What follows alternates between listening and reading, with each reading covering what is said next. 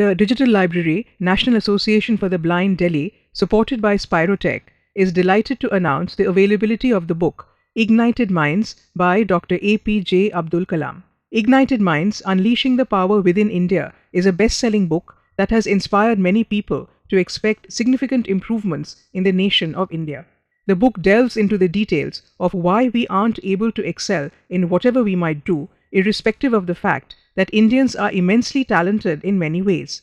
The book questions why we settle for the least when we can grab what is truly the best, given our tremendous skills and resources. The author asks a resounding question in his book: what is India missing?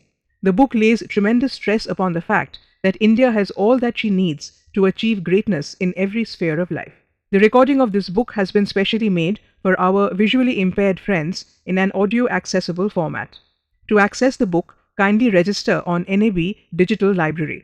You can listen to this book in Shravan IVR-based audio library by making a phone call to the mobile number 080-711-75215. You don't need internet or Wi-Fi, just make a phone call from any type of phone. For more information, please contact us on mobile number 9212-319-671 or on email ID library@nabdelhi.in, that is library@nabdelhi.in.